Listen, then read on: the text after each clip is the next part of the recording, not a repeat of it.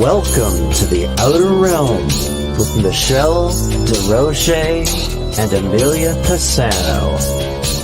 Airing live on the United Public Radio Network, 105.3 FM in New Orleans.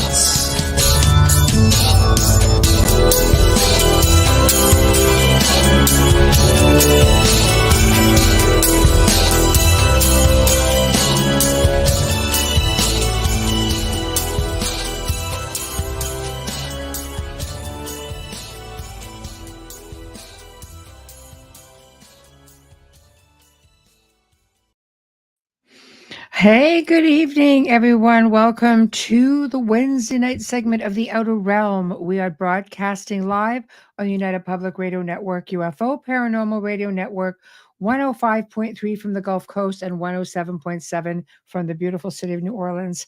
We are fully sponsored by the amazing people over at Folgers Coffee, who have been a part of our journey for the last, I'd say 4 or so years, 3 years. So big thank you to Folgers. We couldn't and wouldn't do it without you. Also, thank you to Dr. Snick, the sonic surgeon, aka Justin Snicker, for the contribution of his time, his music, and his intro or voice for the intro that you just heard. Little tongue-tied tonight. It's been one of those days. Anyway, also, big thank you to Steve McGinnis, the artist behind all of our banners here at the show, all of our logos. So we appreciate him very much. Find him on Facebook and Instagram. Tonight we welcome the return of Mark Dawidziak, he's a repeat guest. You guys will remember him from the Edgar Allan Poe show that we did. If you haven't seen it, shame on you. Go find it on our archives, please, as it was really a fabulous show. And tonight we're going to be talking about vampires and Dracula and his book, The Bedside, Bathtub, and Armchair Companion to Dracula. See right there, I love it. It's because it covers every base. Anyway, as you know, guys, we are on 8 platforms. We have 7 chat rooms. Roku TV does not have a chat room at all. So bear in mind, it's like an 8-lane highway or 7-lane highway coming down to 1 lane for communication. So we will get to you as we can, and I'll periodically put up some comments, and just so you know, everybody can see them. Also remember, we do have a lot of audio guests, majority of, so we have to try to keep up and make sure that they are kept in a loop as well. So without further ado, our guest for the evening. Hi. Hi, Michelle. How are you? I'm good. How are you? Long time. Right. No kidding. Well, Happy New Year and all that jazz. Thank you. Welcome back to the bell tower here. So, right. So, how you been keeping? Doing anything fun? I'm busy. I've been keeping busy, and then that busy is good. I will take busy every time. So, busy is always good. It very much is the case, and I have seemed to have no problem keeping busy. So, no, busy is good. So they say. I'm the same. Or at least, you're breathing. Well, that and get you up in the morning, get your heart started, and or Mike pick me up in the afternoon, because I like the topic that I am a creature of the night. So this is prime time for me. I love it. Same. I walk around like zombie land. Love the day. But tonight, we're talking about, vampires and Dracula and the book, of course. So I'm just going to put this up just briefly. Here we go, guys. Mm-hmm. So this is, of course, your website. So I just wanted everybody to see. This is your book. Yep. And it looks so cool. Like I was saying, it's sort of like, I love the coffin. That's just for the bedside. I think it's fantastic. It was part of the series. The book came about because the publisher had done a book in the late 80s called the Bedside, Bathtub, and Armchair Companion to Agatha Christie. Ah. It was the best-selling title in the history of the series. Really? And the authors who had done that book then followed it up with a book called The Bedside, Bathtub, and Armchair Companion to Sherlock Holmes. And that did very well. So that gave this publisher, well, we should franchise this out. We should do a whole series of literary companions. Right. And the editor came to me and he said, "How would you like to do Dracula?" Because at that point I had done the book on the Night Stalker. Right. I had done a book on Richard Matheson's edited book of Richard Matheson's vampire stories. Right. So I kind of had some vampire credits on my resume. And he said, "How about Dracula?" I think he was a little upset because I had done several books on Mark Twain. I think he thought I would be upset because he didn't ask me to do the Mark Twain companion. But as it turned out, I much preferred doing the Dracula one because Mark Twain is a huge subject. These books ran about 90,000 words. You Yeah. can't even begin Mark Twain in 90,000 words. It's too big a life. It's too big a shelf of books. It's too big. But Dracula and Bram Stoker, it's a fairly nicely limited universe. And Right. covered in 90,000 words, I could cover Dracula and all things Dracula and Bram Stoker and his life and such in a very good way. So I was very glad to get that book. I was very glad, and I'm so still tickled the way it came out. And the covers always had like Bedside. It would have a very Victorian bed. You know, Yes. Armchair would be. So we had a little fun with the designing of the cover. I love it. So we I put a mean, coffin where the bed would be. I love the coffin. Yeah, so instead of right there on most of these companions, you would see the very Victorian bed, Yes. and it was my daughter's idea at the time, who was only about 10 years old at the time, because I couldn't figure out what to do with Bathtub, and she said, "Well, the first three letters are bat. Put a bat over the bat and Bathtub." What a great idea! So Leave it to the kids to figure it out. that one came from my daughter. So I love it. Forever in memorial to her. So, I mean, obviously fascinating. I mean, I think it was last year we had the 125th anniversary, or the year before that, of Dracula. It's a very old story. Because I know Dacre came on, Dacre Stoker, and talked about that. He's a real good friend. So, it's always been fascinating. I actually think Dracula was the very first book I ever read in my like actual book on my own that I wasn't forced to read in school. really, how old were you? Probably 10, 11. That's early to tackle Dracula. That is, Oh, I loved it. Yeah, I was just a weird kid. Not much different as an adult, unfortunately, but no, I loved it. So yeah, I enjoyed it. I just, got my nose in the book and could not put it down. Well, it does have that effect on you. I always say, I was introduced to Dracula as a character the same way most people are introduced to Dracula. And that is Right. through the pop culture. I would say, 99% of the people who are introduced to Dracula will be introduced by a movie or on television.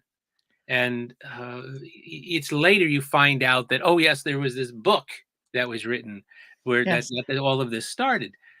For me, at the age of 7, it was seeing a movie called Abbott and Costello Meet Frankenstein. Right. And it's only the second time that Bela Lugosi played the character of Count Dracula on screen. He played it a lot on stage, of course, but Yeah. if people think he did it like 40, 50 times on film. But in truth, he only played that character twice in the original 1931 version of Dracula, and then 48, 17 years later in Abbott and Costello Meet Frankenstein. But Lugosi's performance in that film is what really turned me into a horror fan. I fell Yes. under the spell of Count Dracula very early.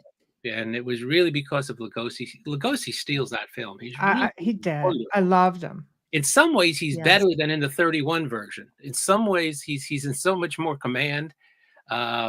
He's very suave. He's got a great sense of humor going without going over the line. And it was just an amazing performance. And after that, I really, I became a horror fan, but I was always, primarily on the interested in vampire stuff more than anything else. Yes.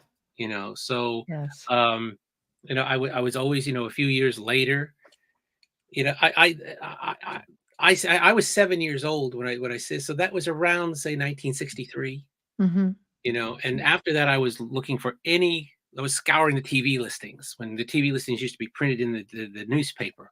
Right. Every week I would get it and see, is there a horror film on this week? Is there any? So I was looking for anything, and It was usually the Friday nights, right? Didn't you have like the we had full? two. We had the Chiller and we had creature features. Okay, We had two actually on Friday and Saturday nights in the New York area. very nice. So yeah, so we did have a regular dose of this. Right. And I was getting monster magazines and building my Aurora monster models. I still have all 13 Aurora monster models. I love it. right up here. And Right. if you'll indulge me, can people see me? Can people actually see me? Yes, All right, yes. so this is worth the trip over here, then. Okay. All right. So this was my very first Aurora monster model. There it is, the original cast. Wow. The original cast, Aurora monster model, very first thing. And this Love was my that. first of the 13 that I got. It's still with me. All 13 monsters were with me, but this was the one that started it all. I love it. So, there you go. I love it. So this is one of the prides of my collection.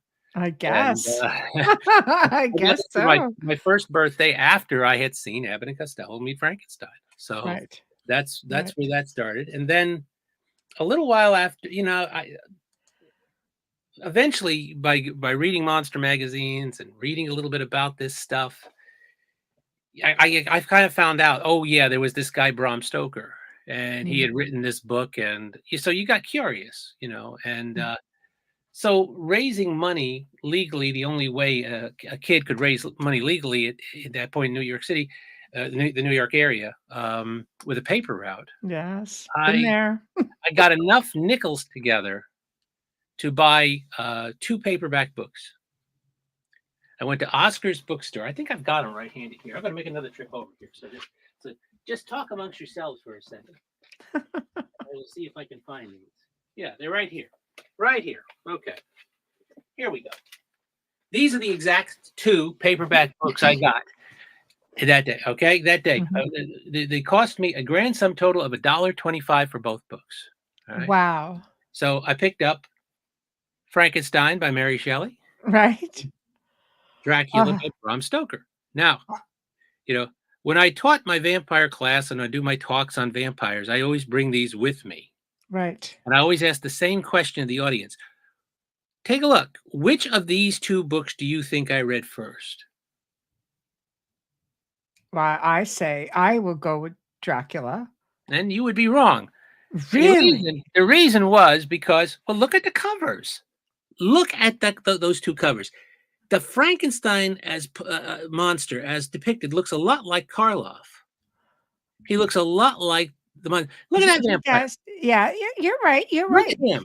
That Dracula doesn't look anything like. No, what I've later found out is that exactly the way Dracula is described in Stoker's book. But he didn't look like Bela Lugosi. He didn't look like John Carradine. He didn't look like Christopher Lee. Right. He didn't look like my concept of Dracula. So I kind of thought, well, this guy Stoker doesn't even know what his vampire's supposed to look like. Right. I'm going to read this one. But plus, look how colorful that thing is. Yeah, I guess to a kid. Yeah. Now I don't know how many of you have actually read this book. Right. I've read Frankenstein. I'm a big fan of the. But now, the you're talking about, an 11-year-old, or yes, trying to. I could not believe how boring this book was. Right. I started to try to read this book, and when the monster is never called a monster in the book, he's called the creation or the creature or whatever. And, I was used to Karloff. I was used to, the most the monster ever said was bread, good, fire, bad. That was it. That was the whole thing. When this monster started to talk, he sounded like a cross between an Oxford professor and a philosophy major. I couldn't believe it. Which doesn't fit the bill of a brand new creation, so to speak. No. Listen to this. This is the creature speaking in Mary Shelley's book to Dr. Frankenstein. Okay. My sufferings were augmented also by the oppressive nature of the injustice and ingratitude of their infliction. 11-year-old me had to read that passage like 3 or 4 times before I even begun to think I could understand what that meant. Right. And that's the way the creature talks throughout the book. Well, I was a very stubborn little kid. And when I started a book, it was a point of pride to finish it. Right. So Right. I actually did drag myself through this book, losing flesh at every page. And when I finally got through this book, I threw it aside and like, oh man. Now, how eager do you think I was to pick up this book? Right. But curiosity finally did get the better of me. And I had an experience probably not unlike your own. Okay. This book, when I opened this book, this amazing thing happened. A hand shot out of this book. Mm-hmm. It had a jeweled finger, and it grabbed me by the throat, and it would not let go. This book was giddy up go right from the start. This book was like the Sherlock Holmes stories that I had read. It had a pace. It was like an adventure story. Yes. I couldn't believe how much better this book was.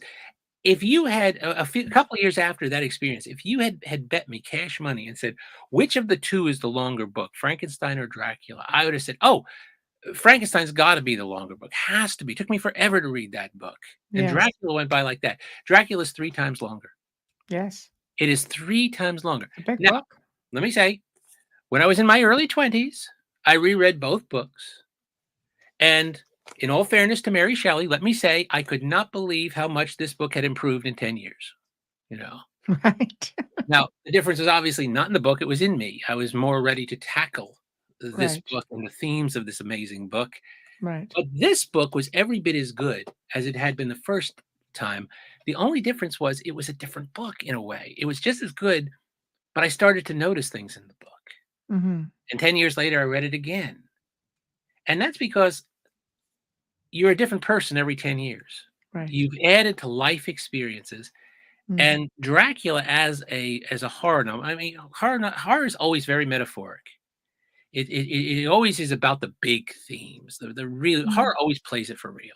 Right. And it's always about the big things that a lot of other genres don't even like to do, to talk about.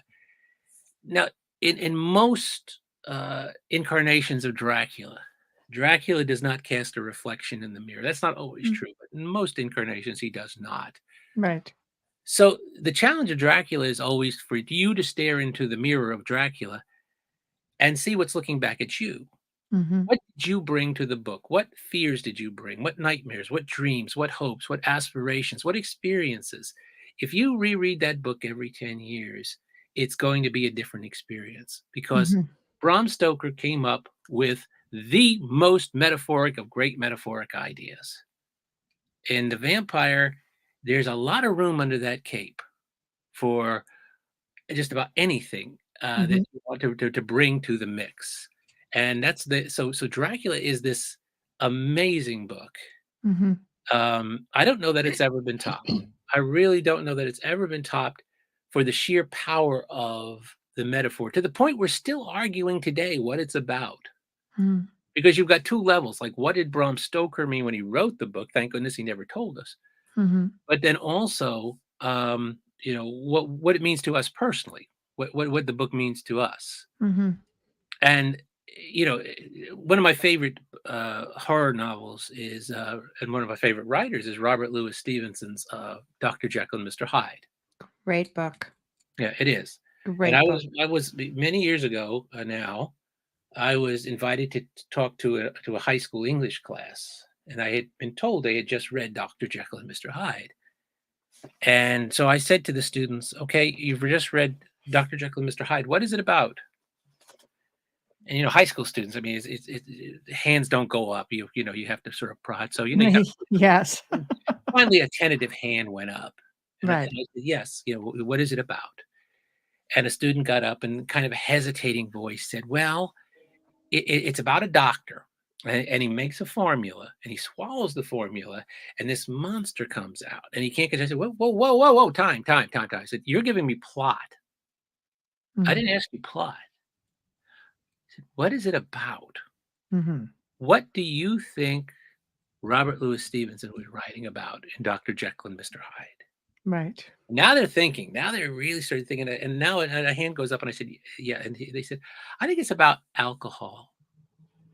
I said, well, explain that. He said, well, Mhm. it's a liquid. It's this liquid. And when he drinks this, he becomes addicted to it, and it brings out this beast within him that he can't control. Mhm. Very good. I said, that is a very sound metaphoric interpretation of Mm. Dr. Jekyll and Mr. Hyde.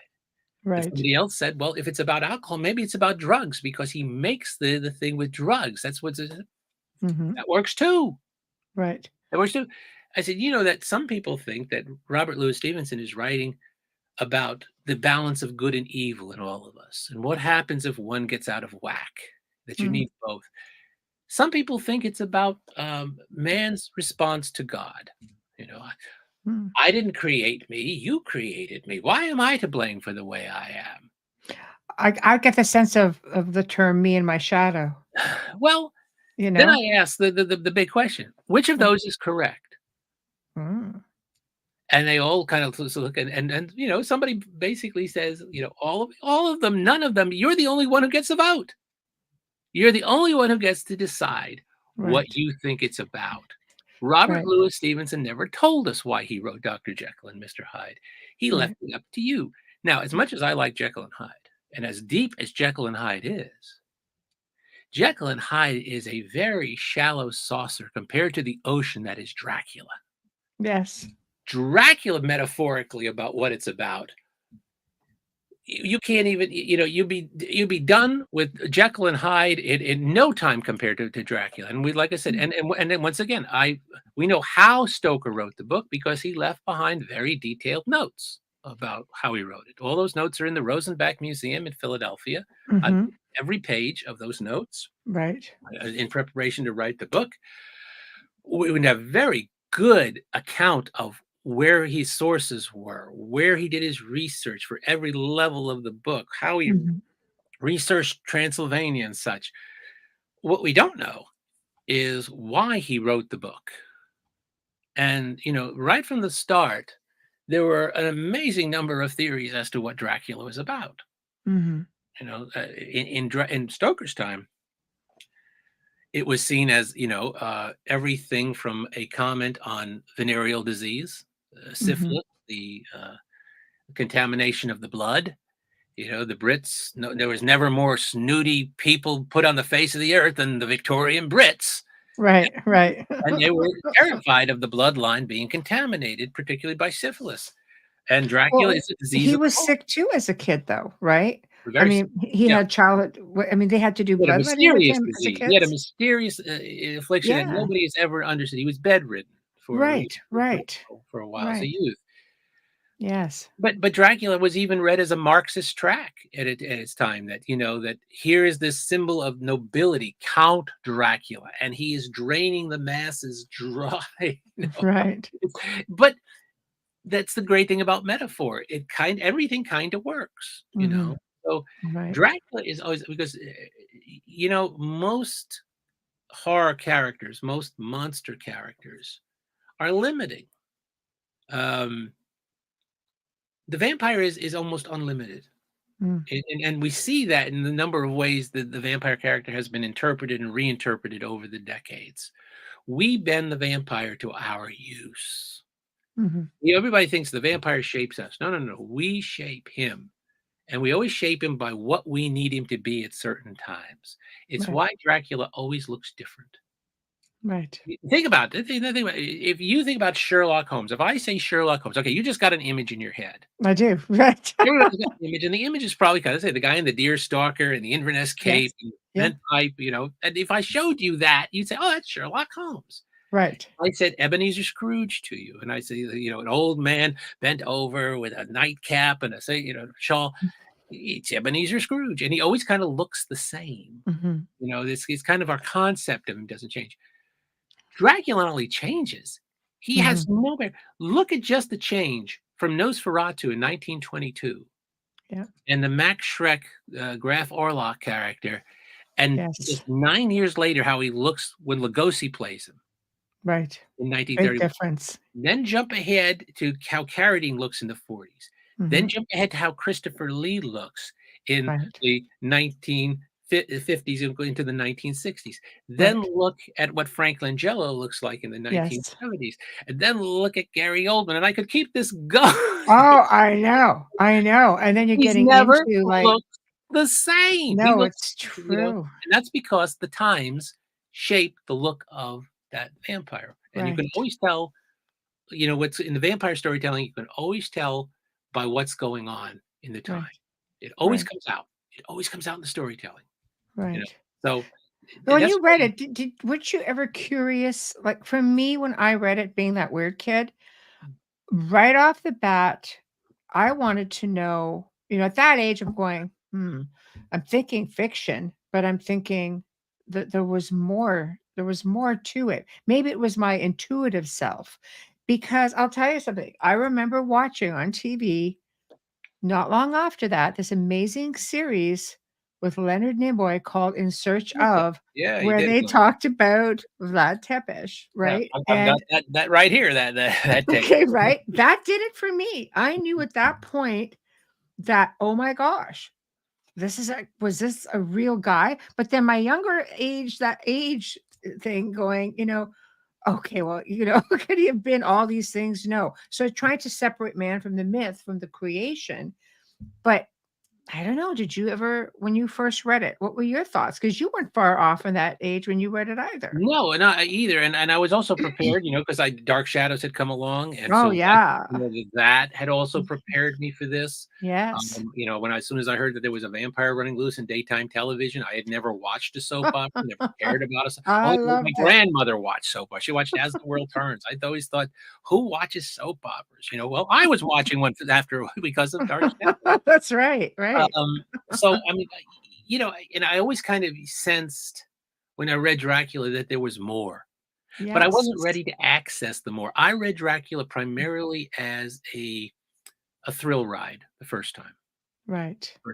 The second time I read it as somebody in my early 20s, and I started to sense more was going. Each time I reread it as I got older, more and more came through. More and more came through. But again, those changes were in me. What's on the page is immutable. It doesn't change.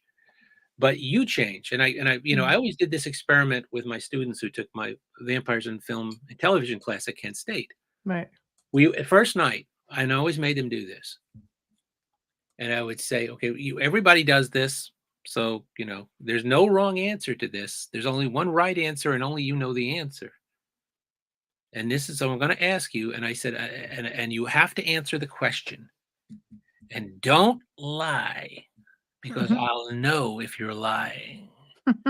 They never challenged me this. How the hell would I know whether they were lying or not? Right. And then Right. I said, okay, take a second, look within yourself. Now remember, these are 19, 20-year-olds we're talking about.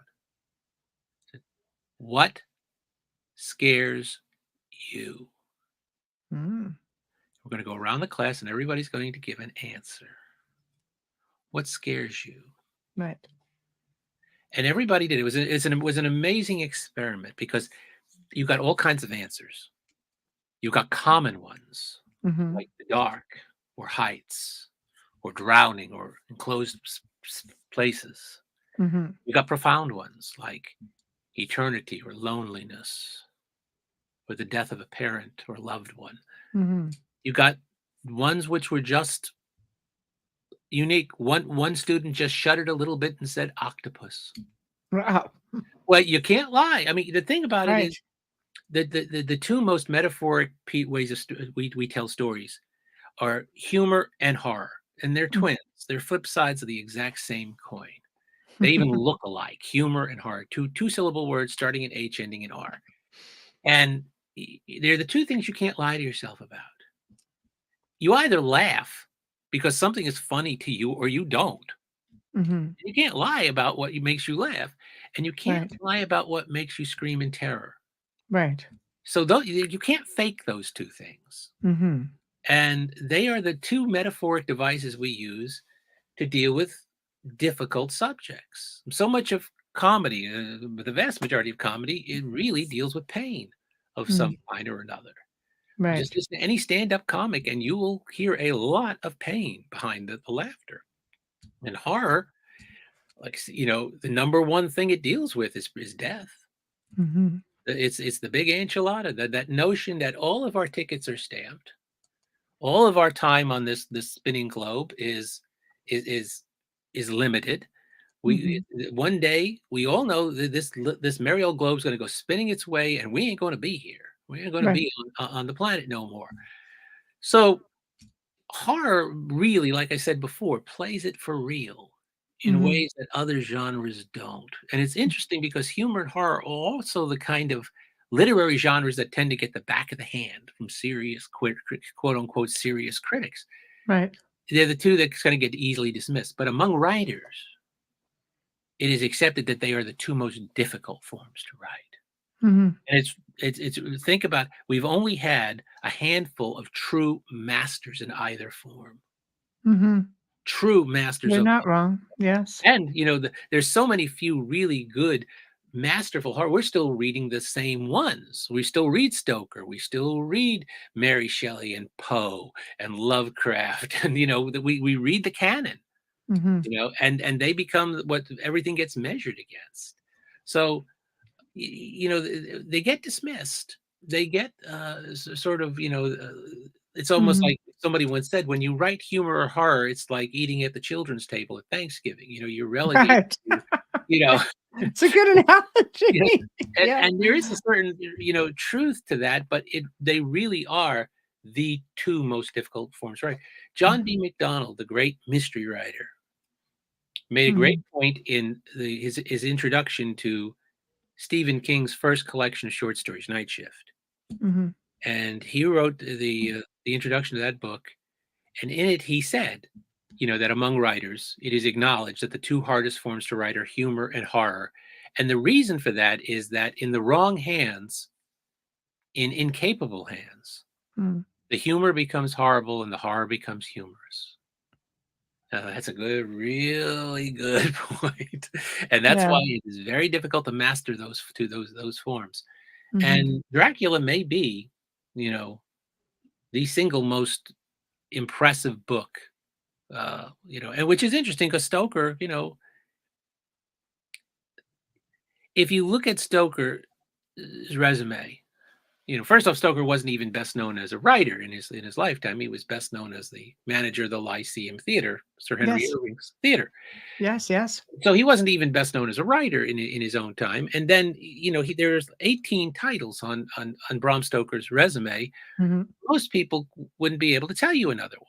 Now, Right. some horror fans come up with Lair of the White Worm, which is a very good one, or they Right. come up with one of the other ones, Jewel of the Seven Stars, the Mummy story. Mhm. But Dracula is the one that, just all of a sudden shoots up. He writes this one book that's bigger than himself. You Mhm. And considering he'd never been to these places, know, I mean, aside from Scotland, yeah, he'd been to Whitby. He'd been to, Yes, yeah. and of course he knew London, but where he Yes, had not been right. was, and this was again his research. He did such good research that you could Yes. trace Jonathan Harker's journey, across Europe to Transylvania, and stay at the same hotels and eat the same meals. And it's because he really did his research. Now Yes. there is a debate about that still rages to this day about how much he actually knew about Vlad the Impaler. You know, It's mind-blowing. I mean, we don't know. We know he probably came. The overstatement is to say that Vlad the Impaler inspired the character in the book because Stoker was working on the book and the story before he knew there was a Vlad the Impaler. So say, I that, think time traveler. It's but like, come on, that's just really weird. doesn't really matter because when he does Oh, find this, yes. and as Elizabeth Miller, the late Elizabeth Miller, who was a fabulous Dracula scholar up in Canada and one of the great, who wrote a book called Dracula: Sense and Sensibility. Elizabeth was absolutely convinced that Stoker knew diddly squat about Vlad the Impaler. That Mhm. basically all he found out, in the British Museum and such, was that there was a nobleman who ruled Wallachia, not Transylvania, but Wallachia to the That's right. south, and that he used the name Dracula. and he fought the Turks. I mean, I think that was kind of the extent of what he kind of knew. Mhm. But if that's all he got from Vlad the Impaler, that's a lot. First off, he got the title of his book, and he Yes. got the name of his character, and he get sort of a historic background that he put, even if he didn't know that much about Vlad. Right. It really does inform the character, because Dracula tells Harker early on that he's he is a warlord. He is uh, that he fought the Turks and drove them back, and Mhm. all that. And so you do get this informing the character, number one. Mhm. But even more, Stoker was a man of the theater. Right. Why does he set the book in Transylvania? Why not set it in Wallachia? Why not set it to the south? You know, Well, I well, think so much of it had to do, though, even with Transylvania, yeah, his well, family, why set it there? he was born in Transylvania. Yes, but I'm not even sure Stoker knew that. You Right. know, so Right. why set it? Where historically we know that the historic Dracula ruled a province Yeah. to the south. Well, Right. because Stoker is a man of the theater. Yeah. What sounds better, Wallachia or Transylvania? Transylvania. He knew. He went on sound, and that's why I think he probably seized on it when he realized that there was this character from the 1400s who used the name Dracula. What a name! I Well, mean, it is, and you can retrace those steps. I've been to Romania and mhm. Transylvania and this the whole region and spent quite a bit of time there, and you can literally You can get all the way to the Borgo Pass, and then you there's no do, pass. and you do, and you feel it. You can just it's a mindset thing, but you can And he did that feel. through books. He did that. I mean, it came Yes. up at one point that somebody asked them, said, like, how can you describe Mhm. Transylvania when you've never been there? And he said, a tree is a tree. And what he was really saying was, you use your imagination. It's like you've got two Draculas. You've got Right. the historic Dracula, Right. Vlad Tepes, and Yeah. then you have got this fictional character, somewhat informed by that, but still a fictional character, Mhm. the vampire created by Right. Bram Stoker. It's the same thing with Transylvania. You've Right. got the real Transylvania, and you've been there, so you Yes. know how Yes. beautiful it is. Tell somebody, Beautiful. what does Transylvania mean? What is the translation of Transylvania? The What is land beyond the forest. that's Isn't yes. that beautiful? Isn't It that is, and I've gorgeous? been in the forest. Yes. And Transylvania, I mean, parts of Transylvania look like the opening of The Sound of Music. It looks like, Beautiful. It's gorgeous. one of the last fully forested countries in the world. But if you say Transylvania to the average person, what do they picture? They picture moats and That's right. blighted landscapes and It's werewolves and it's true, castles.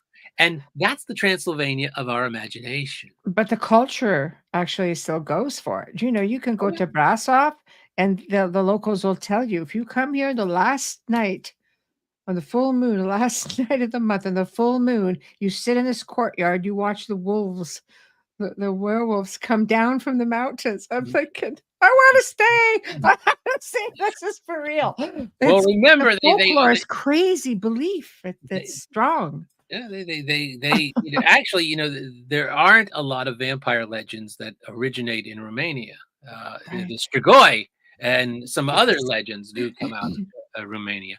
Yes. But, again, Stoker plants all that in very rich, fertile soil. He plants all this in Transylvania, and the Transylvania of his imagination, which is taken Yes. over, which is fully taken over. Right. And again, it's because he's a man of the theater. And Right. once he comes, remember, he was going to call the novel, The Undead, and then he was Yes. going to call it The Dead Undead, and then he was going to call it Count Undead, and he went around with a lot of it. We wouldn't be talking about this book if he had ended up with that title. When he found Dracula, he Mhm. found a name which sounds like a whip crack coming out of the centuries. Dracula. What a great name.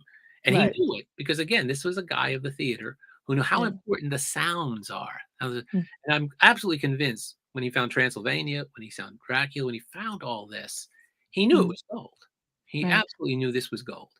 And Right. he had to put all of this into the book. He could have settled for it. Remember, most vampire stories up to that time were set in Austria, Mm. including Camilla. which is the major literary effort that precedes him. So Joseph Sheridan Le Fanu sets this in Austria, and he was going to originally set the book in Austria. Stoker's original plan was to set the story where, you're thinking this is more of vampire basic ground zero hunting ground. And then, all of a sudden he finds Transylvania and he finds, this Dracula. So, that I think, it has to do with a very theatrical nature, is that Stoker was trained on making theatrical decisions. And then he does that. He makes very theatrical decisions throughout that book. Right. And that's one of the reasons it appeals to you when you read it when you're young. Right. Yeah. It's fascinating to me because out of anything he could have written, that's what he chose. And it takes him a long time.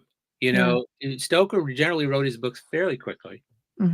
But he spends a long time on this book. It percolates for a long time, and he puts it away for a while. He picks it up and he goes back, and in doing so, he pours so much into this book. I mean, it's like, what we may not know why he wrote the book, but you stop and say, what is Dracula about? And you sort of say, well, if you just stick it to the basics, not much, it's about death, because Dracula is the bringer of death. And encounter with Dracula may end up with your death. But he's also potentially the bringer of eternal life. So, you start with death and immortality as two of the basics of which the book is based on. And that's huge. That is just so huge. And then there is everything else that the book is about. So it's about power, because Dracula is a creature of an amazing powers, even more than usually he gets. The powers he has in the book usually don't translate to the movie, so people don't know all this part, like the ability to control weather. Yes. That's great. That's what JR says. Where I'm living in Northeast Ohio, if they like the ability to control the weather, Yes. So, I mean, so it's about power, death, immortality. What else can we throw in it? Sex? Yeah. And we're still debating what kind of sex, because that book, I'm amazed. Remember, Britain had censors at the time. You could get, you could get censored. You could be arrested. Right. Stuff in that book he gets away with, because it's a monster story and a vampire story, because people don't see it. But I mean, Harker is being raped by the 3 vampire women, and he's enjoying it, by the way. He's having a good time. That's it. Who? One of the suggestions is there's a homoerotic quality to the book. There is an overt, heterosexual quality. There's a lot of overtones in there. There's a point where Dracula attacks Mina in her bed with Harker there. Harker has been rendered unconscious. There's an exchange of fluids where Dracula opens up the vein in his chest and makes Mina drink. You've got so you've got 3 people in a bed at the same time. It's unheard of. I know. Of the most bizarre. I know.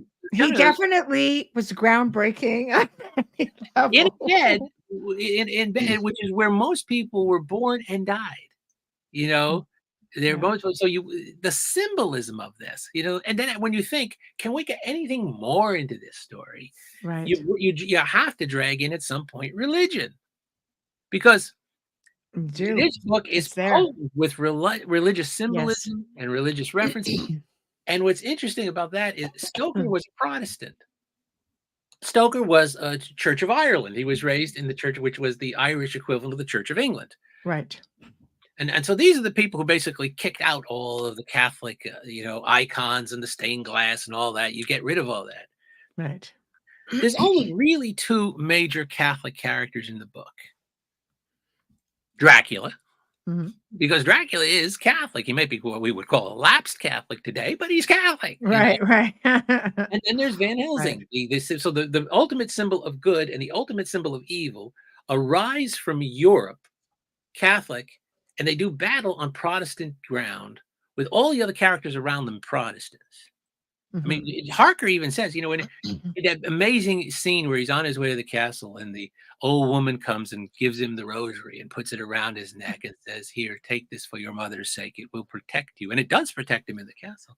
And he Yes. says at first, you know, that, you know, he's Protestant. He's, you know, at first he's a little, you know, put off by this because this is what we don't believe in this. We don't believe in these kind of symbols.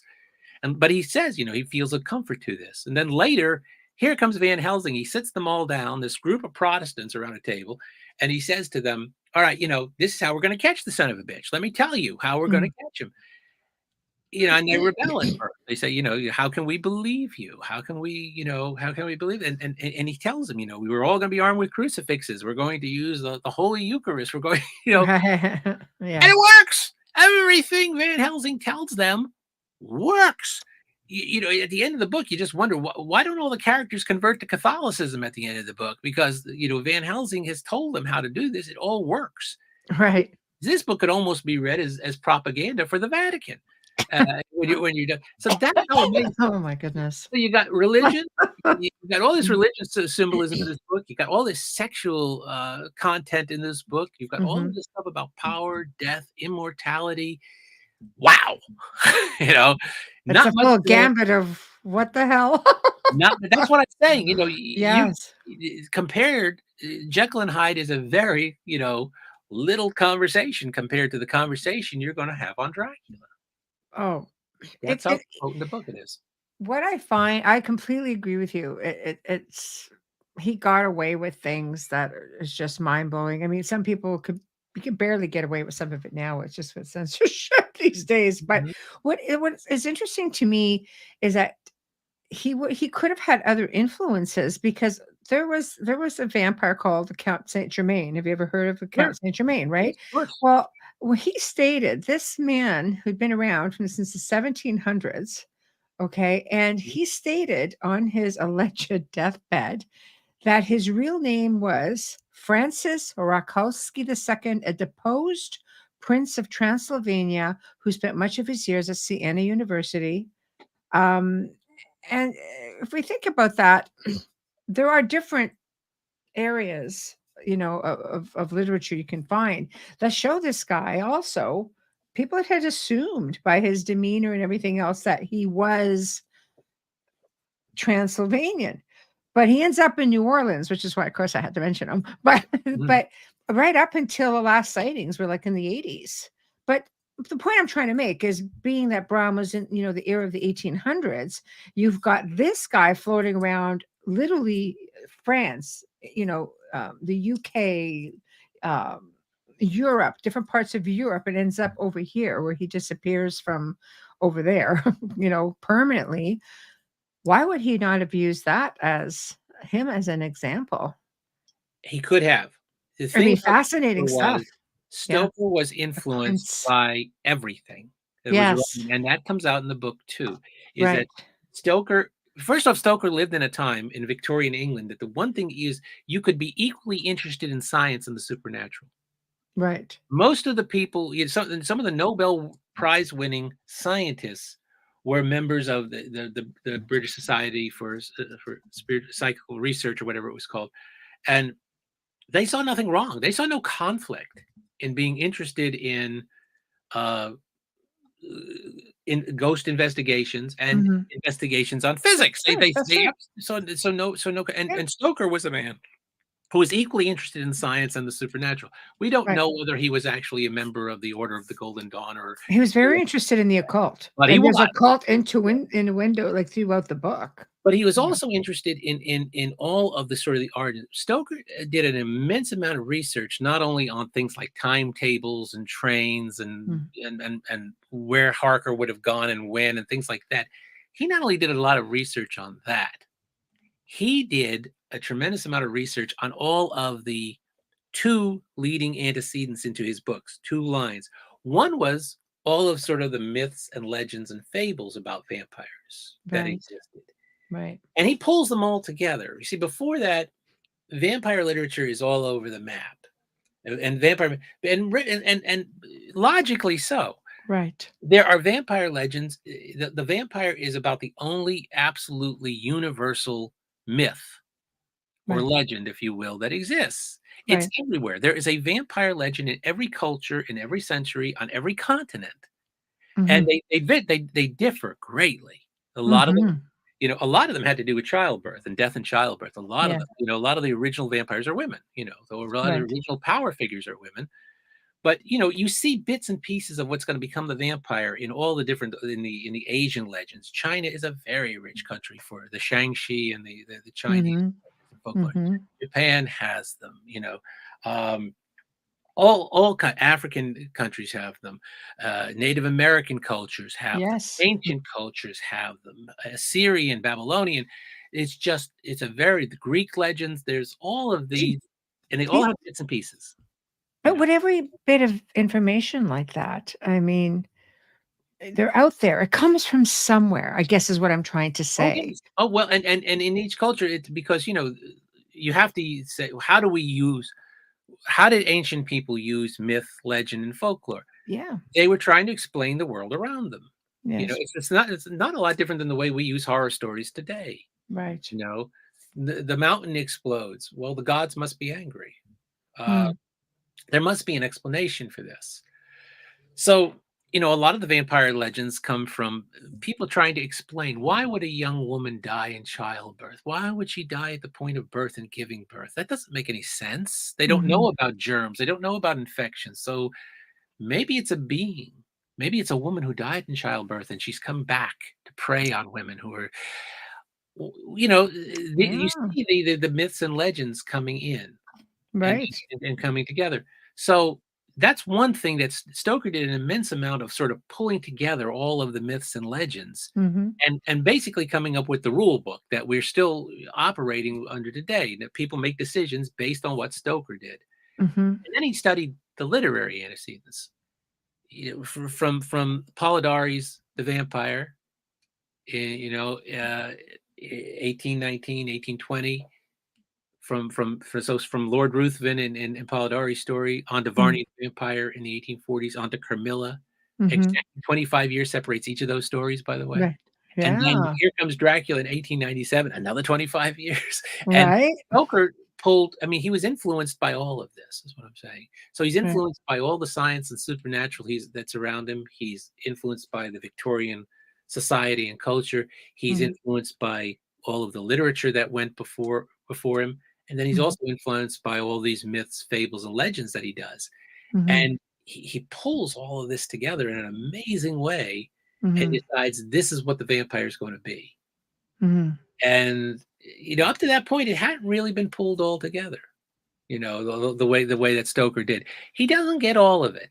Actually, Nosferatu adds the last element Right. because sunlight is not fatal to a vampire in Stoker's book.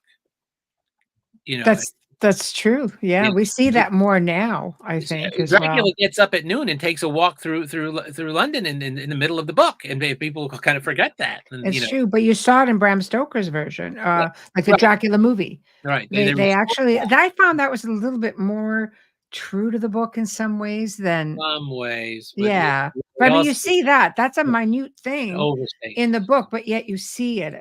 I was sort of happy that they presented it, Hmm. you It know. puts things that never had been done in it, and it rescues the character Quincy Morris. Doesn't do much with him, but what a great character Quincy, an American Texan, strolling through Yeah, that book with a Bowie it's knife and true. a Yeah. pistol. A great character, and almost no version uses Quincy Morris. But See? but Stoker, I mean, he really that's one of the things that's the most amazing about that book is, and Nosferatu adds the sunlight fatal to a vampire, which it has never been before in any myth or legend, and it Right, very quickly becomes a universal part. After 1922, right. a single ray of sunlight will destroy a vampire. Well, that was never true before, No. and that all comes out of Nosferatu, the first film storytelling of Dracula, and it's so metaphorically true that if Mhm. you're a vampire, you're cut off by the daylight. That is such a good idea Right. that it immediately becomes part of every. Later, I mean, somebody like Anne Rice, she rejects the idea that crucifixes and holy objects repel the vampire. She rejects the idea of shape shifting, that they can shift into bats Mhm. and such. She rejects Mm. the idea that they can't look at themselves in the mirror, but she keeps the sunlight. Right. You know, is sunlight fatal to a vampire in Anne Rice's world? Oh yeah. Is it fatal to Right. vampires in Charlene Harris's and True Blood? Oh yeah. Yes. Oh, Yeah. yeah, like, that was You that know, was good. sunlight is just such a good idea that it Right. becomes an essential part of the vampire lore and legend, and that's because it's metaphorically perfect. Well, there's a bit of a question here for you. Mhm. A lot of comments, but here's a question. Hi, Wayne. Mark, do you think that Stoker set such a foundation that there's no room for anything new because the publishers and filmmakers want every new piece to be a reflection of what Stoker did? I mean, let's face it, this is like still going strong. the whole, It you is. know, It is. Now, yeah, actually, the major change in vampire storytelling does not occur because you're right. All decisions are made in reflection of Stoker. right, You know, everybody, so even the ones who don't go in Stoker's way are making a conscious decision either to accept or reject what Stoker did. So, right, in one way, yes, but in another way, there is a revolutionary moment in vampire storytelling, and it occurs in 1967, and it occurs in daytime television. And that's, you know, it's exactly 70 years after the book is published when Dark Shadows lets Barnabas Collins out of the coffin. right. That's not the moment, because at the moment, Barnabas is just basically a Dracula ripoff. He's just basically going to be Predator, vampire, who's going to show up and be the villain. Right. And, Jonathan Frid, who played Barnabas Collins, Yes. he was a Shakespearean trained actor. Mm-hmm. He did not know how to play a vampire. Right. And when he asked, nobody could tell him, well, how do you play this? How do you play a vampire? So he did what any good actor does. He created interior motivations for his character, and he started to play those characters. Mm-hmm. Jonathan didn't know how to play a vampire, but he did know one thing. He actually knew two things. He knew how long he was going to be on the show because he had a 3-month contract. Right. And he knew how it was going to end because they had told him at the end of 90 days, this all ends with a big piece of lumber sticking out of your chest. This Right. is how it's going to end. Well, Jonathan starts to play the vulnerability and the discomfort of the vampire, and the writers picked up on that. And then the vampire started to get fan letters from people saying, "Oh, this is interesting." And he starts to become a very popular character, and they start to write to that.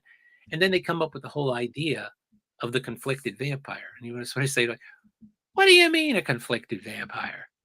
Mm-hmm. Up to now, for 70 years, from Stoker to Dark Shadows, the vampire is primarily one thing.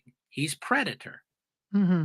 Now, he might be, we from Nosferatu on, we humanize him, Mm-hmm. we sensualize him, we make him the seducer, we make him, sexy, we make him He was a sex symbol. uh, Women loved Dracula. kind of Period. animalistic, Yeah. sexual that he had. Right. But he's a predator. And even when he kind of flirts with wanting to cure, like there's kind of a world weariness to John Carradine's Dracula, even when he always reverts back to Predator, always. Right. Well, it's a primal urge, right?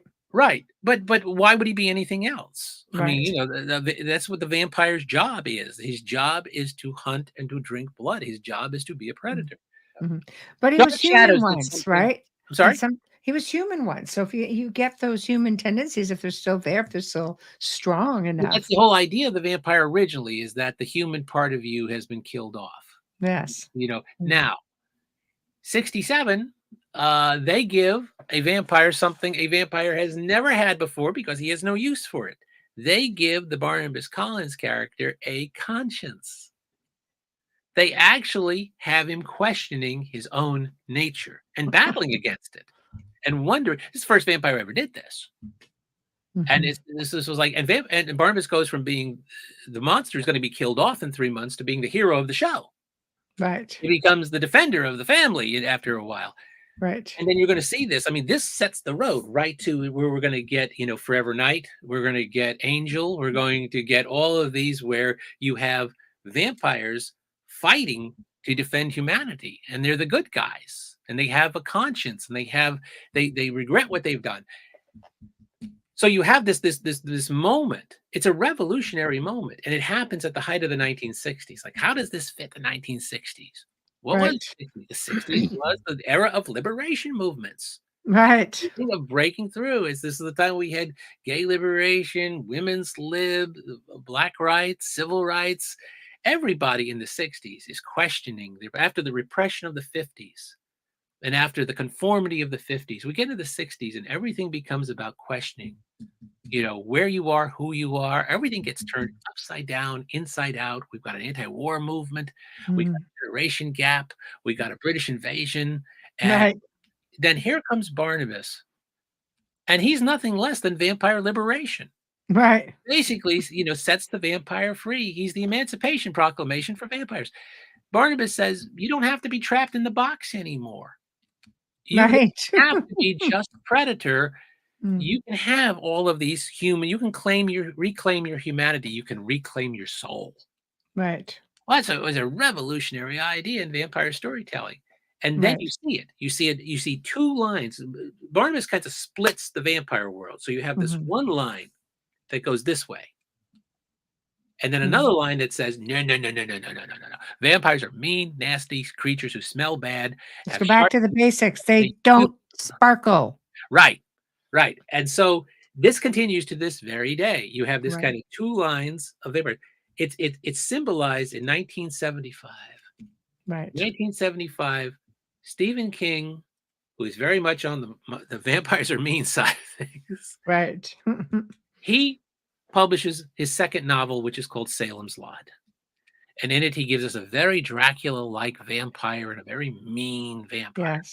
Yes. A few months later, you have two vampire books on the bestseller list at the exact same time, because a few months later, Anne Rice publishes her first vampire, Interview with the Vampire. And she gives you vampires who are endlessly questioning their own nature, and endless and humanized. And so now those two books, as I say, Barnabas splits the world. Those two books symbolize the split. And then you see those two lines, and you see it all like in the 90s, Yeah. You get Angel, right. You get, Forever Night. Right. But you also get From Yeah. Dusk Till Dawn. You also get John Carpenter's Vampires. 28 days. Right. So right. and to this day, you still get the mean, nasty vampires, and you also get the increasingly humanized vampires. Right. So, it's hard to find an unusual story. Like, I have to say one thing about Wayne, who's in our chat room. He restored my faith in reading fresh ideas, because he's got a series called The Vampire Tales, and there's 4 books in the series, and they're just unbelievable. You feel like you're there. It's very realistic. There's a blend of everything. You do have some of the toiling, and then you have those who are just really, you have the history, you have everything. It's all historical fiction. And when you're looking forever after, I'm sorry, it's hard to beat Dracula. One of my prized possessions is one of the original first editions from the year it was published. Wow. And that thing sits in the safe and doesn't see the light of day. But it's just like, you're always on the hunt to get away from the mainstream stuff that they're pumping out. Well, the major change that came in, after the other thing that Dark Shadows did, and it doesn't have so much to do with the storytelling as it does the character. You remember how I was saying that a lot of the original myths and legends, the vampires are women? Yeah. Yeah, well, they were, Right. Now, if that is true, and it is true, why is it that by the time we get to the 1800s and all the vampires that come out, the vast majority of them are men? What happened? What flipped the switch? And the answer is the Middle Ages.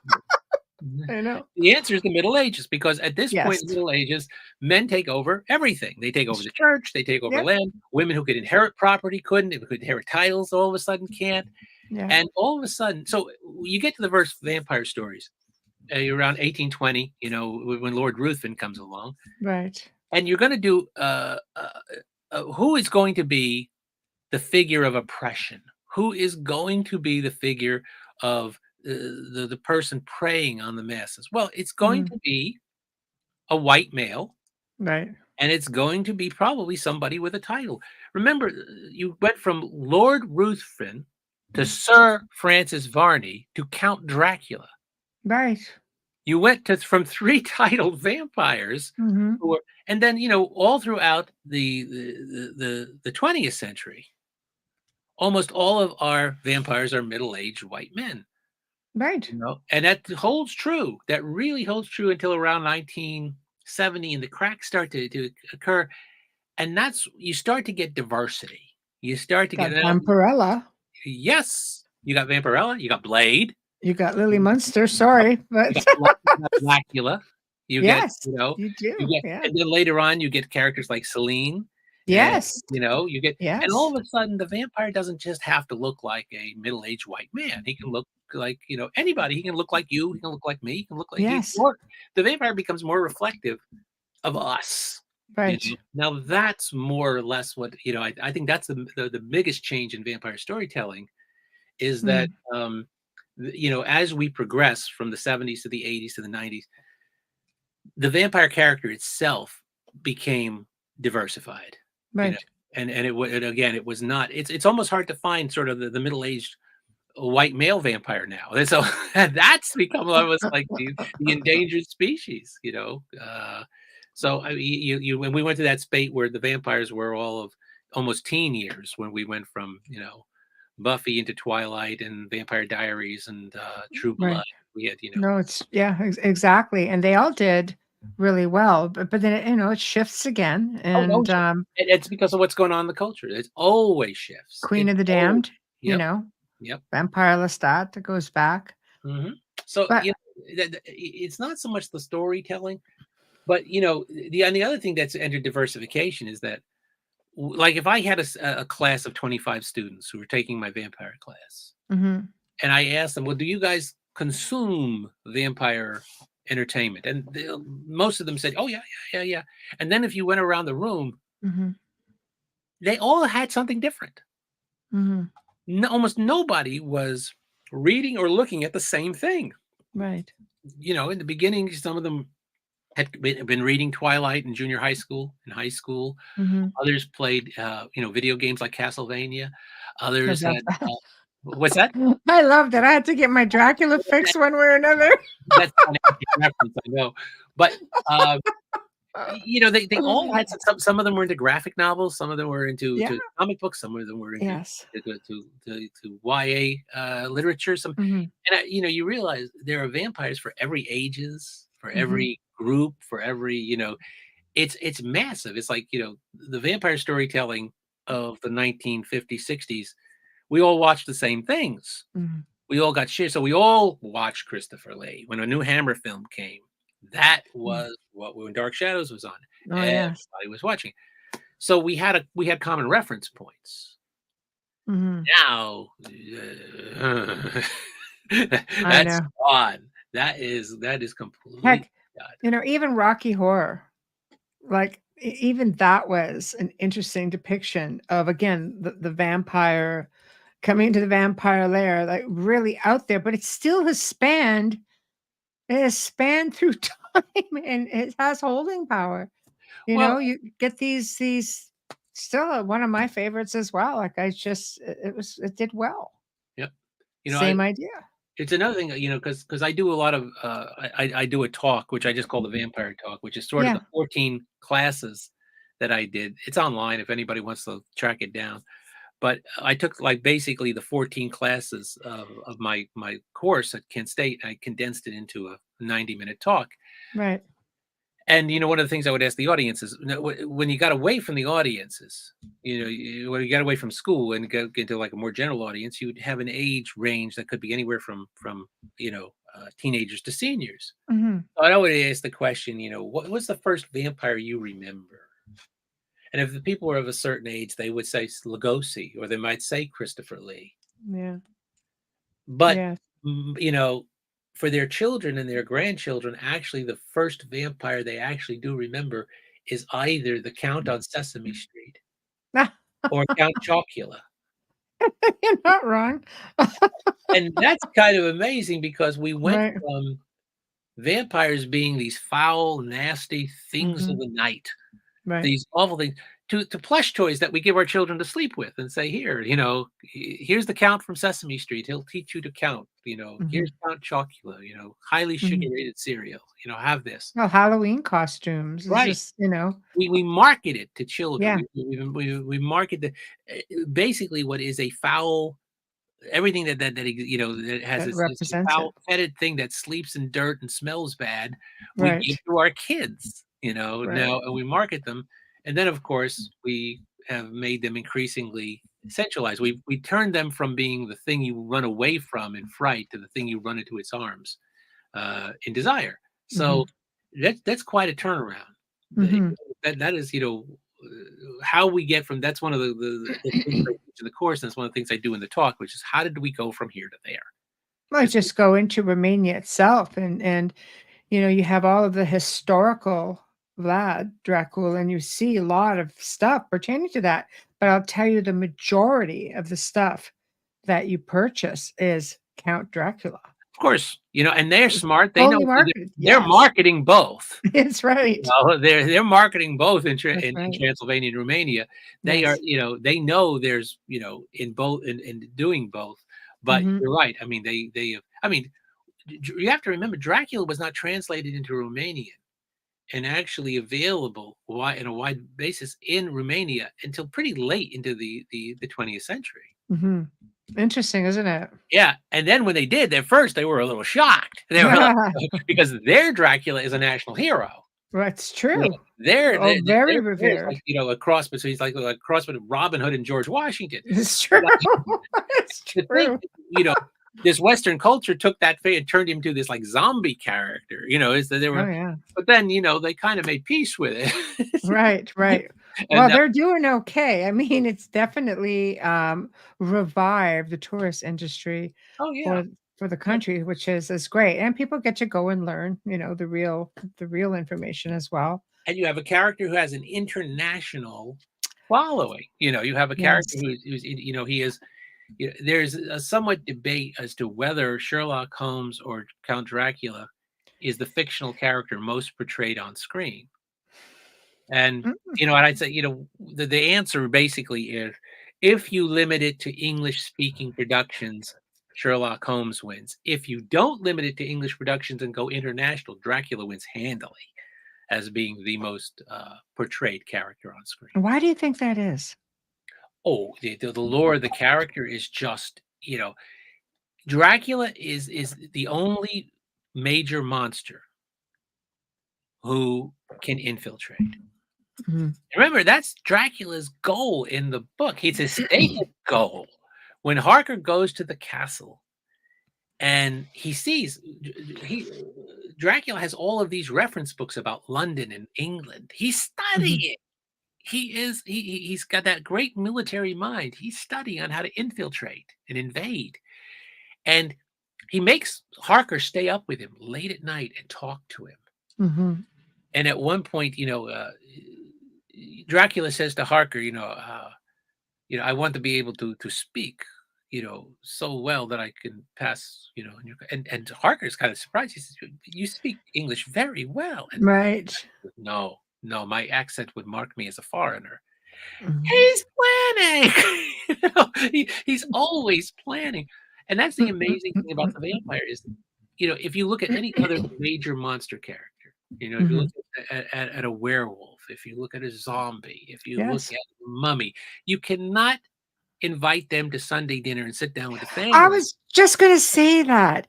Yes. You see, you have the allure of the vampire in the back of people's minds. I wonder if when they read it, because I sure did when I first read it, and I've read it several times, different stages of my life, and I'm thinking, for example, New Orleans has huge tales of vampires, of eyewitness accounts who claim that they see these people. And we're not talking just people who live the lifestyle or underground movement, like allegedly real vampires who just disappear and do crazy things. So in the back of, I think, people's minds, they think this is a possibility, unlike the mummy, as you say, or the Frankenstein monster coming through, or zombies. Well, I see that on different levels on a daily basis, but I'll leave, that's a whole other show. But I think maybe that is a part of it, you think? Oh, I think it's a tremendous part of it because the vampire basically looks the most like us. He looks like, and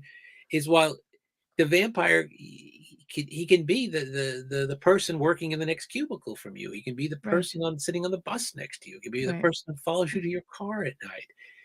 There is a tremendously, and then again, the other thing too is just the vampire. He also kind of creates this kind of Faustian question in anybody's mind, which is, Mm, well, okay, here's the ultimate Faustian question.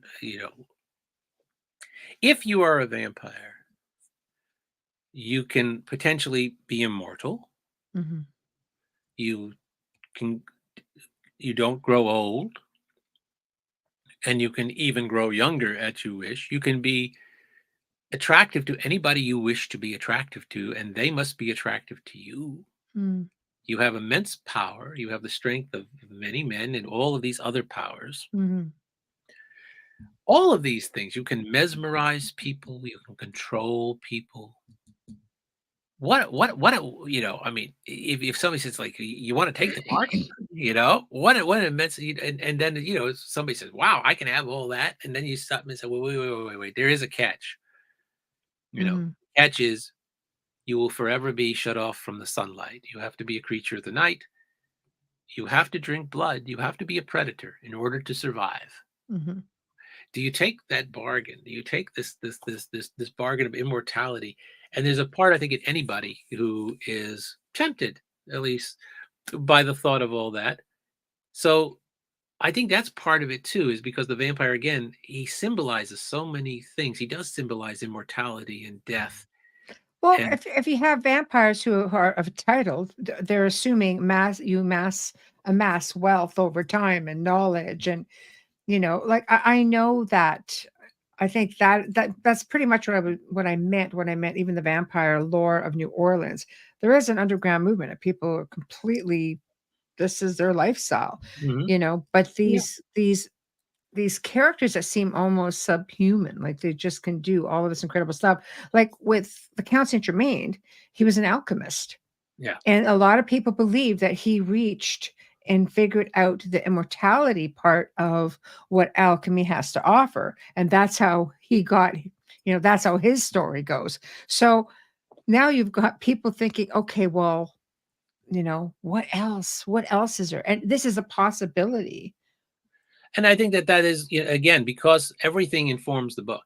Everything Right. does. Science informs the book. Religion Yeah. informs the book. I think that's, and again, it's always about what you bring to the book. If you bring whatever you bring to the book, you're going to find it Right. in the book. And I think this is why I say, that Stoker wrote one book bigger than himself. Maybe look, you look at any other major literary figure around Stoker or Right. the night, and you say to, Charles Dickens, Right. Charles, Oliver Twist, David Copperfield, Tale of Two Cities, Mark Twain. Oh yeah, Life on the Mississippi, Huckleberry Finn, Connecticut Yankee, Right. King Arthur's Court. Edgar Allan Poe, The Telltale Heart, The Raven, The Castle of Yeah. Amontillado. You're just It's a going on gift and on. that keeps on giving. Say Right. Bram Stoker, and you Right. say Dracula, and it almost begins and ends the conversation. You Pretty really much. don't have a lot of talks about Lair of the White Worm. You don't really, and again, he writes this one book. Bram Stoker, uh, and I always say this in my talks, is because I always ask my students and I always ask my audience, I say, the Bram Stoker was not best known as a writer in his lifetime. What Mm, was he best known for? Well, nobody ever knows. So I say, okay, well, he was the manager of the Lyceum Theater. What's the Lyceum Theater? Nobody knows. Okay, the Lyceum Theater is the home theater of Sir Henry Irving, and you can all tell me about Sir Henry Irving. Well, no, they can't. I said, now just imagine this. Take any 5 superstar actors right now that you can think of. I don't know mm, who you're going to be thinking of. Everybody's going to be something different, you know. But whatever 5 actors you can think of, who do you think the 5 biggest actors on the planet right now are? Got them in your mind? All right, put them all together, multiply them by 10, and you still would not have Sir Henry Irving. mm, Sir Henry Irving was so big in his lifetime as a acknowledged leading actor in the planet, not just mm. England, but the planet. Right. he was Sir Henry Irving, and he was the first actor to be Sir anything. Mhm. He's the first actor, the first member of his profession to go down on one knee in front of a monarch, arise, Sir Henry Irving. Mm. Sir Henry Irving was so big that when he died, the funeral was at Westminster Abbey. Wow. That's the big room. That's Right. where they bury the kings and the queens. That's where all the royal weddings and the royal funerals are. It doesn't get any bigger than Westminster Abbey, and that's where the Right. funeral was. Right. But, Michelle, if you had attended that funeral in 1907 and you had had the temerity to suggest that 114 years later, there would be a speaker addressing an audience of 100 people in America, and not one would recognize the name Sir Henry Irving, Hmm. you would have been thrown out of that abbey for blasphemy. Right. Not know who Sir Henry Irving is immortal. Right. But then, had you gone a little bit further and suggested that his manager, Bram Stoker, would be better known than he was, you wouldn't have been thrown out of that abbey. You'd have been laughed at. Mm. Bram Stoker, his manager, is going to be better known than Sir. Is that what you're suggesting? It's going to happen 114 years from now? That's exactly what's going to happen. And the And it reason did. it's going to happen is because Bram Stoker gained a level of immortality by writing about a potentially immortal creature. Mhm. It has captured our imagination. And like my first encounter, where that hand shot out of that book and took me by the throat, will Right. not let go. Dracula Right. has still not let go. And Right. I think, that's why we're still talking about him. That's why we're still talking about that book. It's one of those things that you'll be talking about for it's one of the things that's never going away. Oh, no. No. And It's we never gonna go away. constantly reinvent him because we need to reinvent him. We need Count Dracula. We need him to be certain things at certain times. So, I Right. mean, we need him to be Christopher Lee at some point. We need him to be Frank Langella at a certain point. We need him to be Mm, Gary Oldman. mm. And we will still keep reinventing him Right. as we do. Right. I mean, there's been a lot of I won't say a lot. There's probably been a handful of movies done on Dracula, called Dracula, that are leaning more towards the life of Vlad Dracula. Oh, yeah. And how do you feel about those in comparison? I freaking love them because Well, because I'm a history nut and I like that connection to the Dracula story. I'll tell you how that happened, and I do like it too because I was dear friends with the person who sort of first did it, and Okay. that's Richard Matheson. Now, Richard Matheson wrote what is arguably the second greatest vampire novel of all time, which is I Am Legend, which was done in 1954, and he came Wow. up with an entirely different concept of. As a matter of fact, his vampires were more like what became zombies in movies. Oh, George Romero basically ripped off I Am Legend when he made Night of the Living Dead, and he took right. basically all the conceits of Richard. But Richard was tapped to do the TV movie version that Dan Curtis did of Dracula in 1973, thereabouts, with Right. Jack Palance as Count Dracula. And this was the Right. first one to basically suggest that the fictional Count Dracula and Vlad the Impaler were one and the same person. And the reason was because a couple years before, the book In Search of Dracula, which was a landmark book by Raymond T. McNally and I the rest, owned it and loved it. yeah, I did Yes. that in the first Yeah. edition. That book Yes. put Vlad the Impaler on the map. We went from Yes. nobody knowing who Vlad the Impaler was to everybody knowing who Vlad the Vlad the Impaler Impaler was. was. Yes. So Yes. now you have the next major version of Dracula done. After Yeah. that, and Richard Matheson writes the screenplay. So he takes all the Vlad the Impaler stuff, Right. puts it in. He also steals something from Dark Shadows, which is the whole notion that the character of Mina is the reincarnation of Dracula's lost bride. Yes. Is then going to be stolen by Francis Ford Coppola and his team Right. for Right. their version. I mean, that's not in the book. That's got nothing to do with the book. That whole No. idea that Mina is the reincarnation of Dracula's Right. is just where did they get it from? They got it from the earlier version of Dracula, and they got that from Dark Shadows. Right. So but that starts it. That's the one that starts it, and then the Gary Oldman version really goes all in Right. on the whole idea of Vlad the Impaler and Dracula being the same person. Right. Right. So I love that. I mhm. love that. There's been some really great um, films that have come out even since then. I mean, some of them are international Oh yeah. films as well. The US had had a couple of good ones, but I love going back and just seeing something that's a little bit more realistic, but yet still keeps the whole Dracula theme in place. It's You know, just an expansion. if you took all of those Draculas and you made one big collage out of them and had all of the various Draculas that we're talking about, and you start with Max Schreck and Yes. Nosferatu, and you work your way through, had all those Draculas, you would just look at all those faces and go, "This cannot be the same character." Yeah, these people do not look alike. These Ah, people look radically different, and they right. are radically different. And again, that's because our times shape, whatever's Mm. going on in the vampire.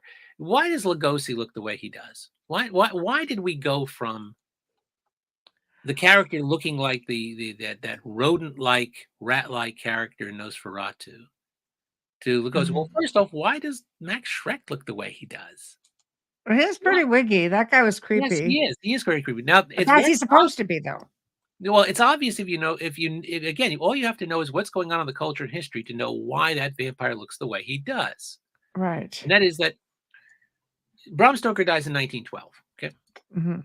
10 years later, we get Nosferatu, 1922. So what happens between 1912 and 1922?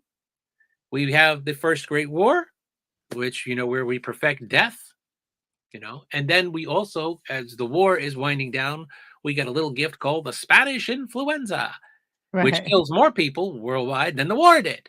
Right. Many, many Right. more died. Yeah. So here's Germany on its knees, battered, defeated nation. And out of Germany comes Nosferatu in 1922. F.W. Murnau is fashioning an ultimately hopeful message to his country saying, young people are going to die.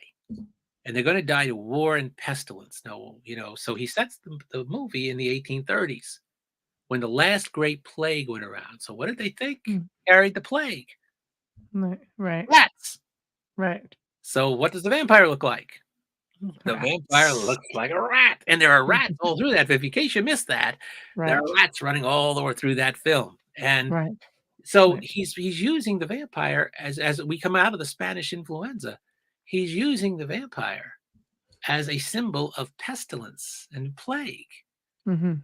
and death. And he ultimately says, but even though young people are going to die, we will see a better day. We will see the sun come up and we Right. will see a better day.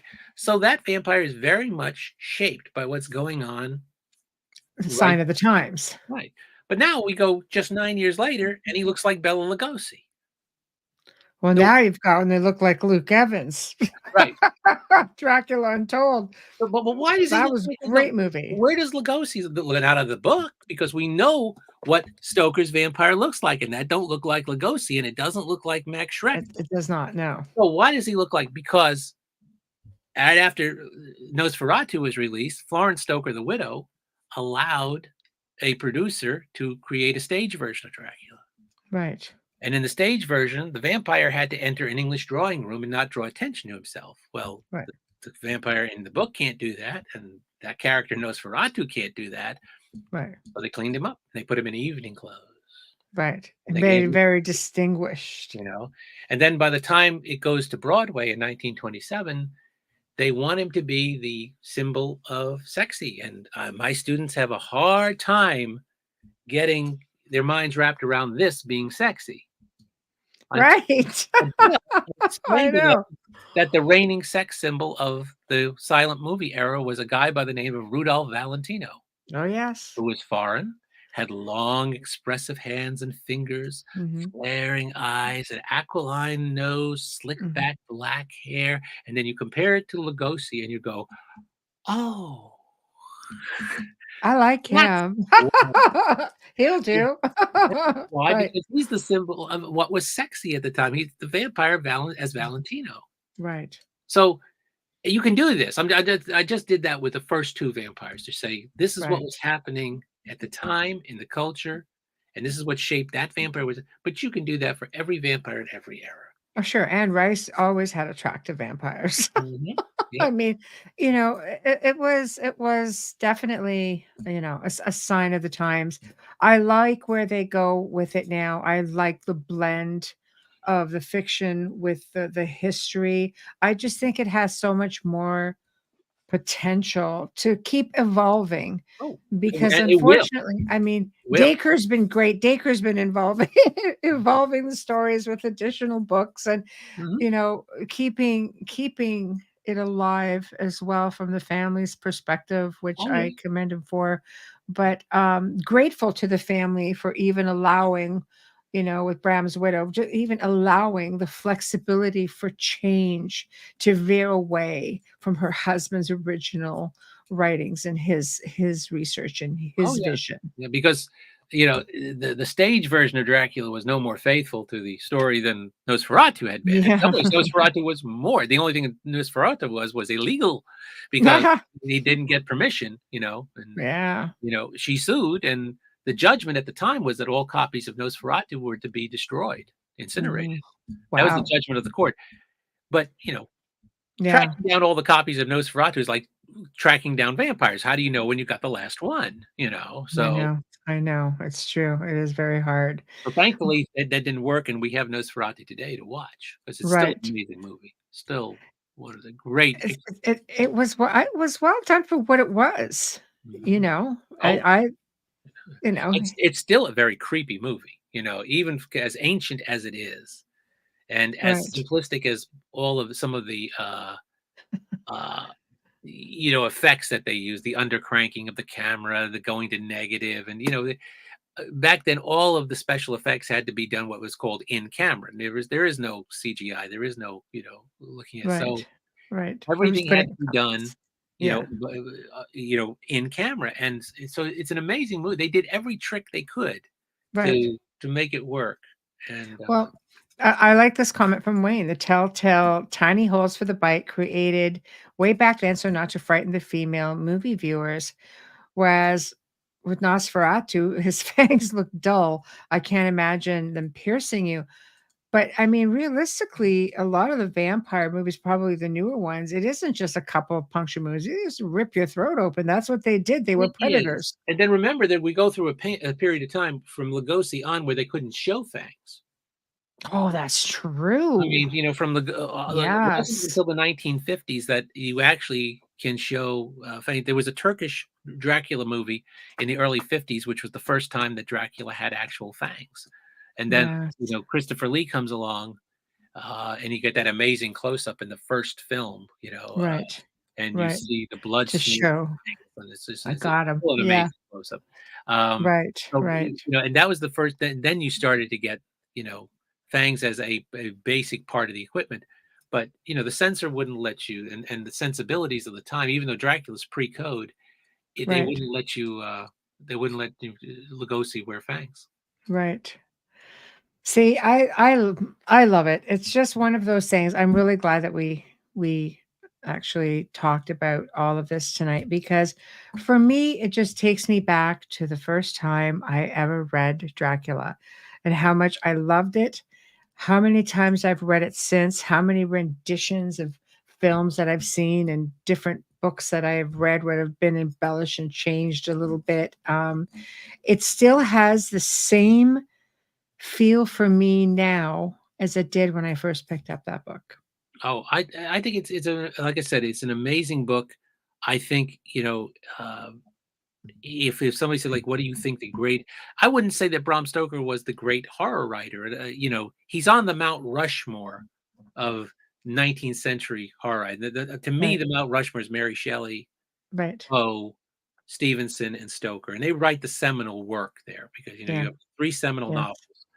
novels, all coming from writers in England, or the British Isles, I should say. You have Stoker, who is Irish, you have Mary Shelley, who is English, and you have Stevenson, who is Scottish.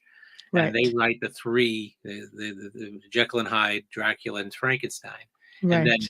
Poe is the short story guy, the guy who writes the modern short story model. And so the 4 of them, and he's the sole American in the group.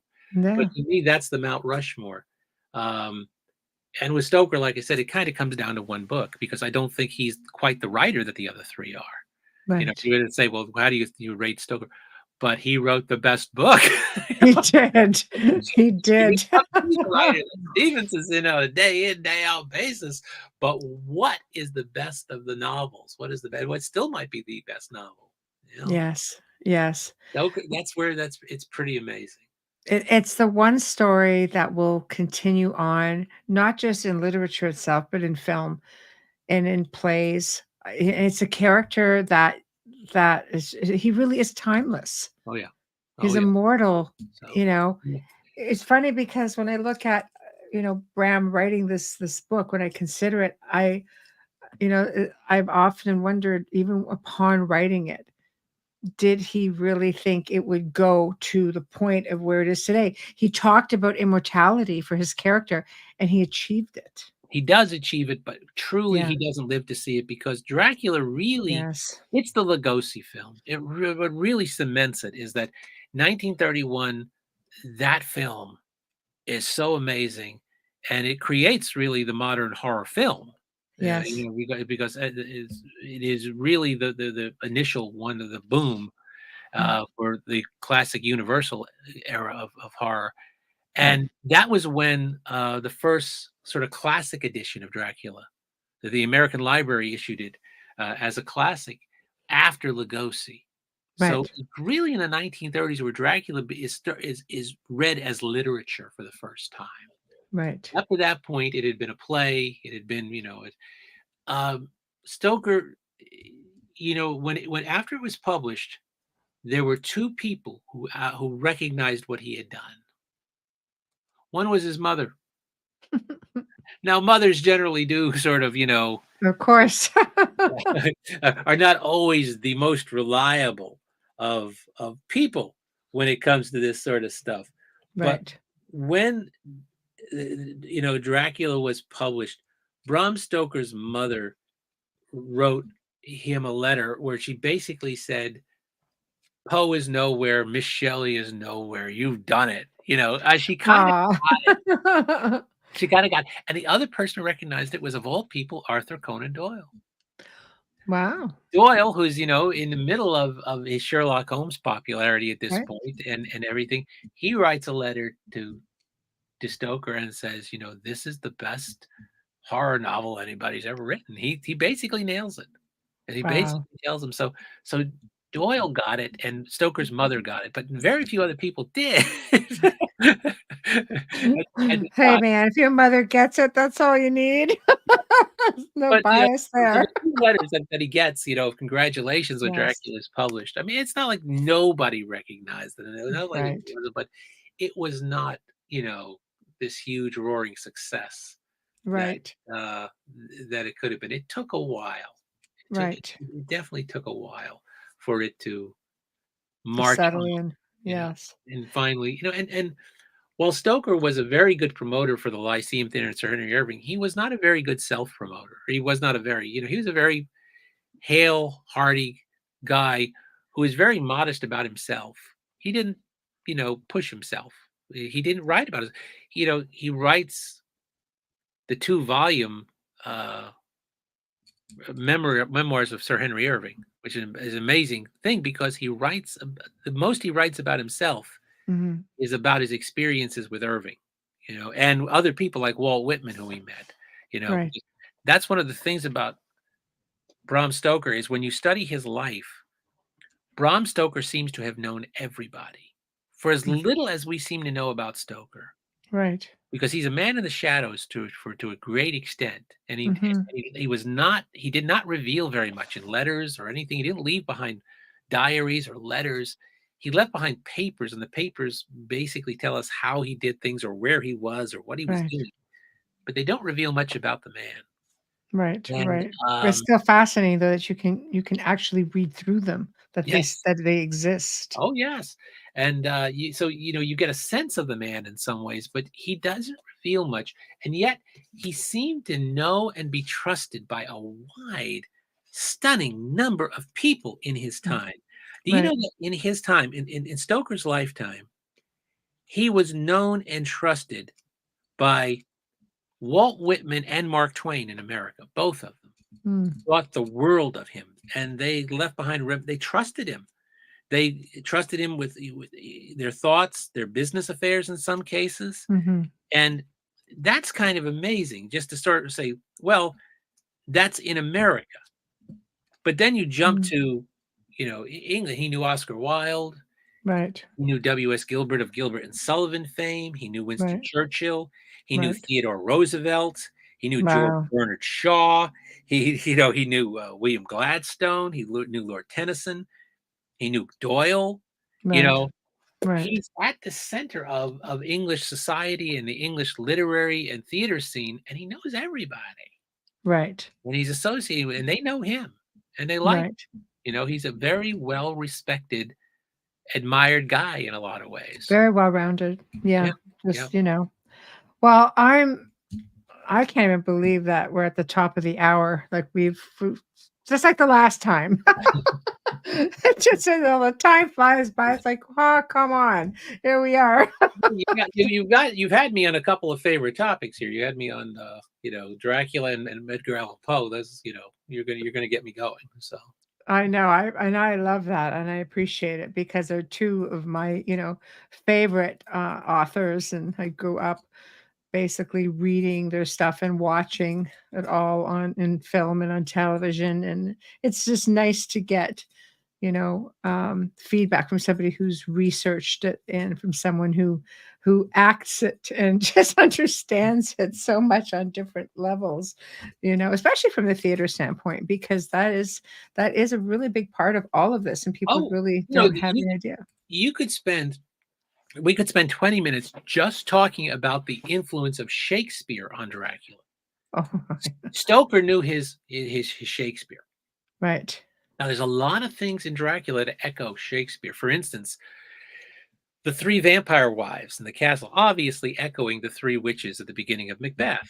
right, You right, have all these, but even more so, it's amazing if you keep score how many of the characters in Dracula quote Shakespeare at one time or another, including Dracula. right. It's true. I mean, at one point, Lucy's dying, and she compares herself to a Shakespeare heroine. Uh, Right, Everybody's quoting Shakespeare throughout that book. right, right. It's just staggering. Hey, something for everyone. That's what I say. You know. Something for everyone. So why don't you tell us what you have coming up and how to find you and so on? Well, right now I'm still, the paperback version of the Poe biography comes out in a couple few weeks. So, Right, the book was just nominated for an Edgar Award by the Mystery Writers of America. So, right, I never expect to win something like that, but it's always good right, to be nominated. Uh, right. It so, is. so the Poe book continues. I am working on a revision of my Night Stalker book, which is Ooh, one of the great vampire stories, the original Night Stalker with ooh, the Carl ooh. Kolchak character, and a Yes, nasty vampire, a very mean, nasty vampire. The vampire is right. so inhuman; he's not even allowed to speak in that; just Ooh, growls and hisses. And I if you love hear that. Night Stalker. So Right, that's my next thing, is working on a revision of that book, which was last published in '97. It badly needs an updating and a revision. So that's right. that's my next project. And now that I have that out of the way, but Very nice. yeah. Very nice. And Yeah. they can find you and all of your books at your website, which we Yes, have which is scrolling. markdawidziak.com. It's real tricky. It's myname.com. So this is So drop Mark a line, guys, if you take a look want at to. my deeply schizophrenic resume. And Right. That's a big one. well, it always confounds people. It always confounds people because there are 5 books about Mark Twain. Right. There's a book about Theodore Roosevelt. There's books of TV history. There's a book about Columbo. There's a book of theater history. Right. There's a horror novel.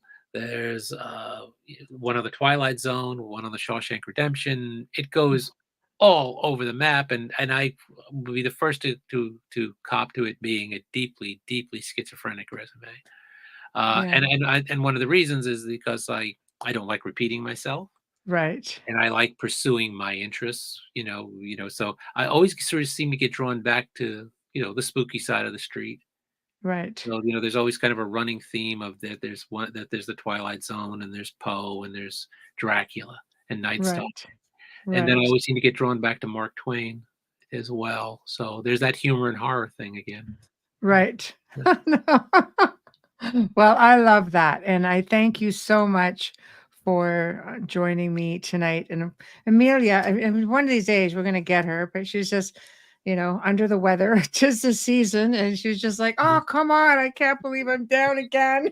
So we might just have to do this again and maybe we'll be able to wrangle her. But, but Well, anyway, this year is the 100th anniversary of Rod Serling's birth. So wow. there's going to be a lot of Twilight Zone this year, Yes. and it's the 175th anniversary of Poe's death this year. So Oh, we've got two, right.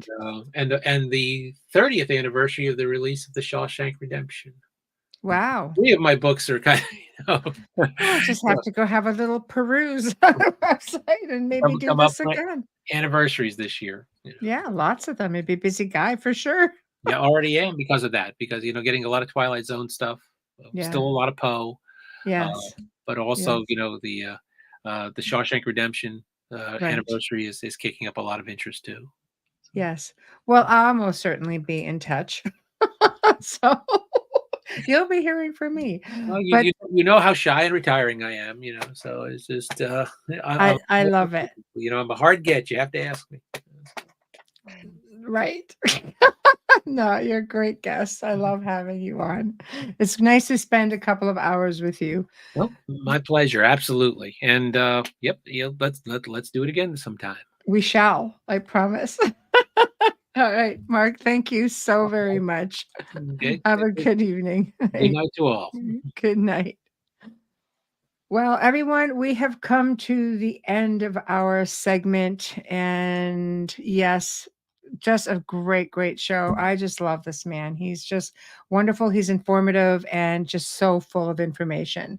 So big thank you to Mark Dawidziak for joining us tonight and talking about Bram Stoker and Dracula and vampires and just film and you name it. He's just a blend of everything. So big thank you to him. Big thank you to Folgers Coffee for sponsoring the show. Big thank you to Justin Snicker and Steve McGinnis. And guys, the email for the show is up on the board here. If you want to contact us, please feel free. Tomorrow night, all the way from the UK, and I will be recording this because, he's 5 hours ahead, but Mark Ollie. And he is just a dear friend and, one of my archaeologist friends who's written many, many books. And tomorrow we're going to be talking about the Knights Templar. I mean, really digging deep and talking about the Knights Templar. There's so much information here that a lot of people just don't know, and he knows a lot. So it's one of my very near and dear topics. I know it is for Amelia and for many people because we get a lot of requests for Knights Templar stuff. So this is going to be one of those shows that's going to be filled with information. So I'm going to be joining you guys in the chat room tomorrow, and you'll have to go over to, of course, the Outer Realm. I won't be on Facebook, guys. You'll have to go to my personal, which is Michelle Desrochers at the Outer Realm Radio on YouTube. And the live link, they should be up. If not, just come right here to where you all are right now. And I will be in that chat room to interact with you guys. It will be a lot of fun. So until then, guys, good night. Thank you for tuning in. You guys make it that much more fun. I'm really thrilled you enjoyed the show and this segment. Thank you. And a nice, easy listening. Yes, listening, relaxing. We love it.